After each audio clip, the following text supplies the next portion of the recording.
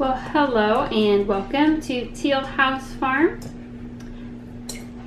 Today, or I guess tonight, I'm going to show you how you can actually make a really good meat sauce using the leftover peels from making a high quality tomato sauce. So typically when you make spaghetti sauce or pizza sauce, you peel the tomatoes. That's what I'm doing here. When you freeze your tomatoes, here's a tip, freeze the tomatoes, wash them and freeze them. And then when they're thawing out, the peels kind of peel off like a shell off a hard-boiled egg.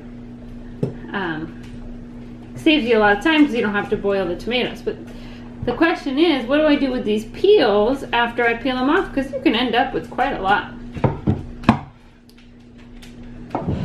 So what I'm doing is I'm putting my peeled tomatoes and the really big tomatoes I'm going to core as well. And I'm going to put them in here, and that's going to make my high quality, super smooth tomato sauce for like spaghetti. But the peels I'm saving in an extra bowl, and I'm going to use these to make a chunky meat sauce. Now this is not going to be a smooth tomato sauce like you want for spaghetti sauce. This chunky meat sauce is going to have other vegetables in it. It's going to have hamburger in it. But I did this last year, and this kind of chunky sauce made out of the peels was really good for things like eggplant parmesan or baked lasagna, things that already are kind of a chunky, meaty tasting dish. It really paired nicely with them, and it was a great way to use up something other than putting it in my compost pile. So I'm doing it again, and I'm going to show you how I do it, and you can try this recipe on your own. So tonight I am peeling and coring the small tomatoes, peeling and coring the really big tomatoes because the cores can be kind of tough as well, and I don't want them in my smooth sauce. And I'm going to make my smooth, kind of your regular spaghetti sauce, and I'm going to put these peels and cored chunks in the fridge, and tomorrow I'm going to show you the full recipe for how to make the hearty tomato peeled meat sauce and can it. So stay tuned.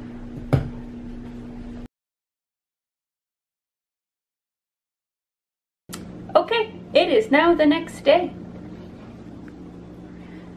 Big girls are working on some school. Ivy's trying to find a book that she needs here.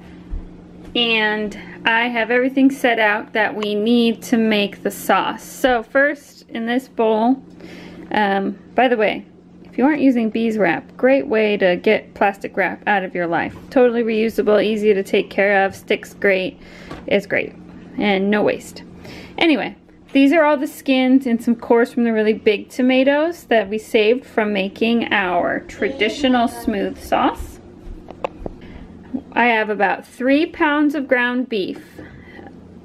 These peels came off of what was somewhere between 13 to 15 pounds of tomatoes, and it's about 1 pound ground beef to about every 5 pounds of tomatoes that I peel with the other things that we're adding. So we have 3 pounds of ground beef here that we're going to brown. We have 2 packages of white button mushrooms, an onion. Normally I would do 2 onions, but this is the only one I have, and I just want to make this today, so we're just going to do 1 onion. And then you do need some tomatoes because you need some juice in your sauce. So this is a bag of almost bad reduced tomatoes that I picked up at the store. We're not going to skin them or peel them. I'm just going to cut them up and cut the woody part off the core and then just dump them in our sauce. They have cows on them. Yeah. Why? Don't cut them. Okay, we're going to do 2 things at once here. JJ's going to help me. And then we're going to combine the 2 products.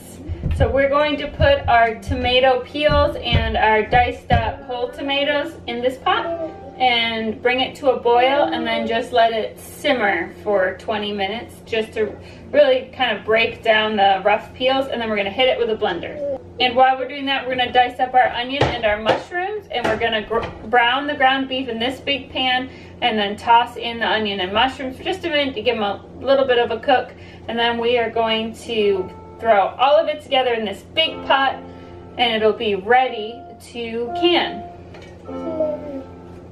Okay, you ready? Yes.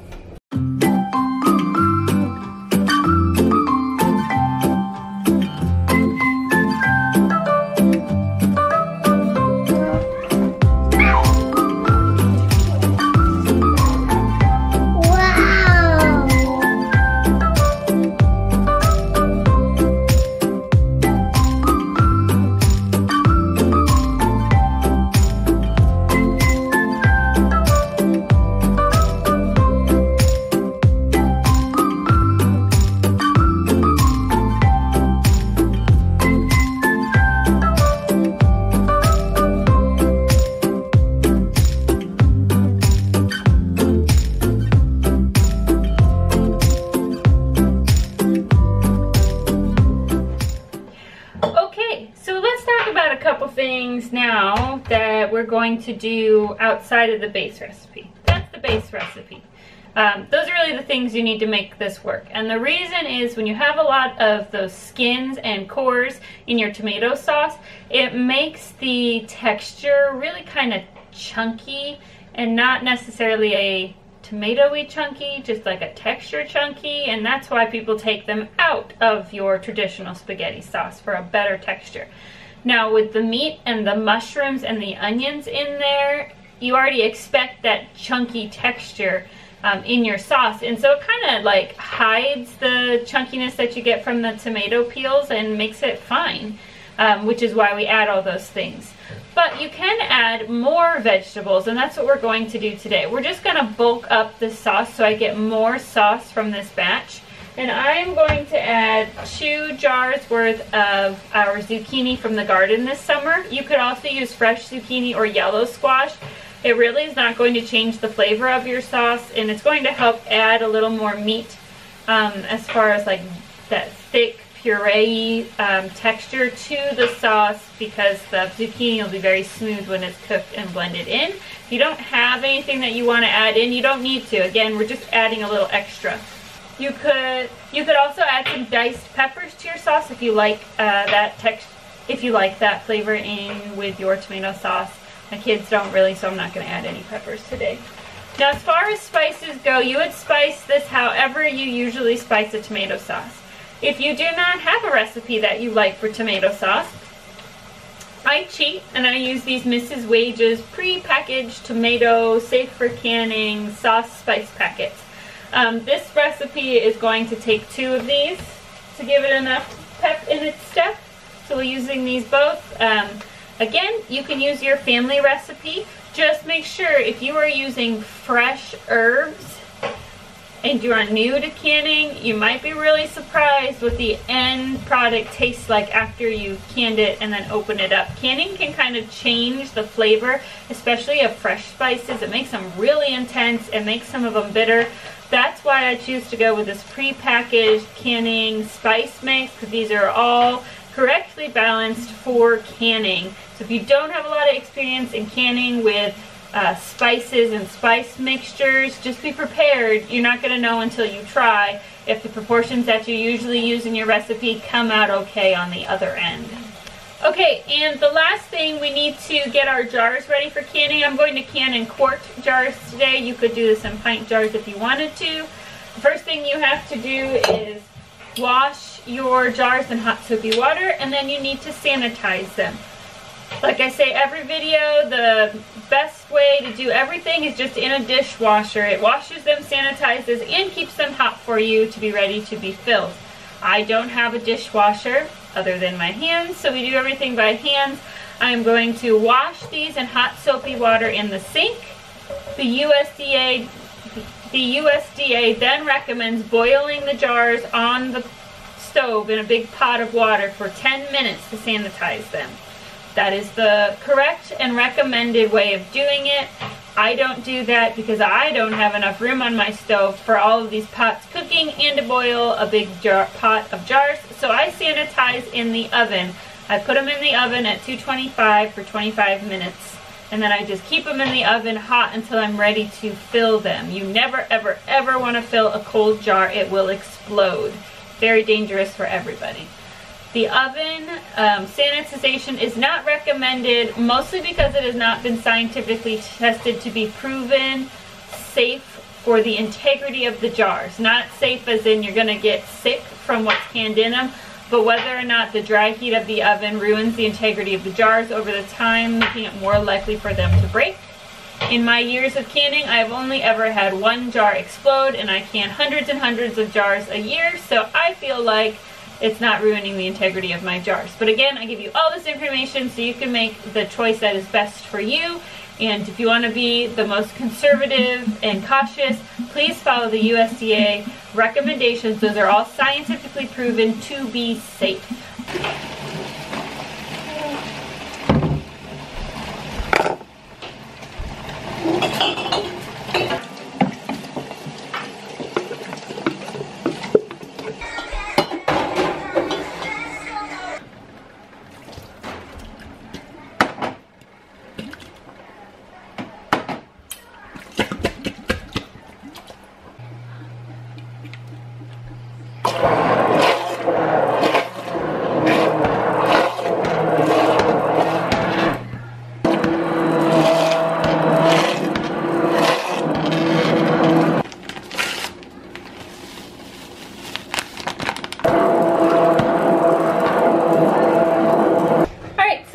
looking at my meat in my pot, and I do not think I can fit this all in one pot.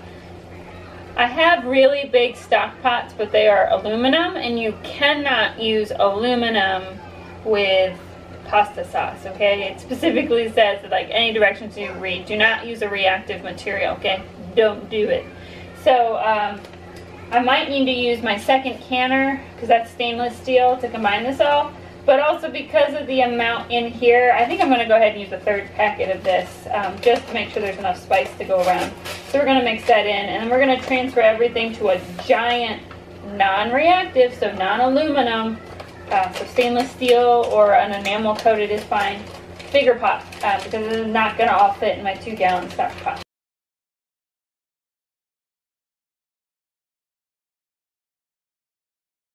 Alright, we have a really nice meaty looking sauce. Look how nice that is. Think about that. Probably would have just thrown those peels away. That is a nice looking sauce. I'm going to let it simmer with the cover half on, just like 10 minutes. We're going to get all these flavors blended, and then we're going to get it put in jars, and we need to pressure can.